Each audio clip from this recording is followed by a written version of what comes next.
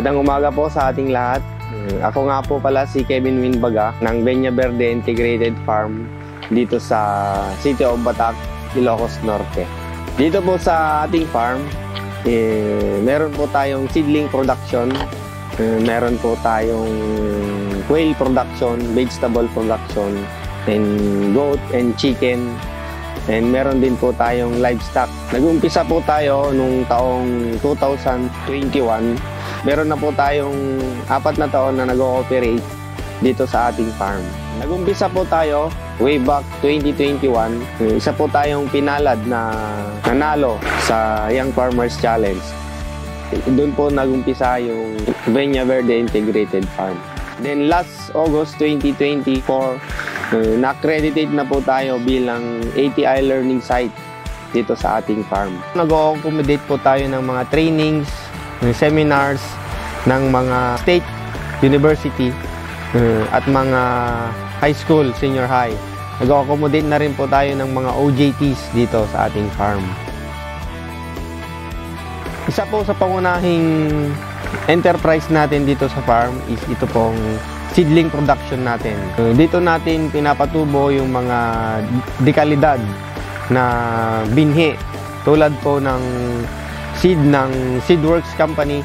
Nagsimula po kaming gumamit ng Seedworks seeds nung una pa lang po kaming nagpupunla. 4 na taon na po tayong gumagamit ng Seedworks seeds. Tulad po ng Prolifica, Exotica XL, Exotica Erect, at mga Banahaw Green, at Ampalaya, yung Winner F1. At meron na rin po tayong mga pinupunla tulad po ng mga high veg, tulad po ng Raptor Ball. Unang-una po ang obserbasyon po ng ating mga kapwa farmers, pinakagusto nila yung talong natin. Nagugustuhan po kasi nila yung Prolifica F1 natin kasi unang-una po cluster type po siya, malakas umani, matibay po yung shelf life niya, matatag sa biyahe. Isa rin ang Exotica Erect na gustong-gusto ng ating mga farmer dito. Tulad po dito sa atin sa Ilocos, madami pong nagtatanim ng mga siling labuyo. Nakikita po nila dito na napaka-quality yung bunga, napakaganda. At higit sa lahat, yung karakteristik niya is gustong-gusto ng mga farmer natin.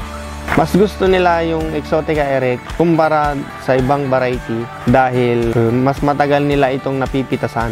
Hindi siya lumiliit ng bunga tulad ng ibang variety, kaya gustong-gusto ng mga farmer natin. Isa rin po yung sili panigang natin na Exotica XL. Gustong-gusto nila ito kasi malalaking bunga. Hindi siya lumiliit tulad ng ibang variety na kumbaga pinipitasan na ng matagal. Lumiliit yung bunga. Yung Exotica XL natin, na-maintain niya yung quality ng fruit ng ating variety. Pwede po kayong pumunta o kaya pwede nyong hanapin via Google Map ang location natin ng Beña Verde Integrated Farm. Ni-invite ko kayong subukan ang Seedworks seeds ng Seedworks Philippines.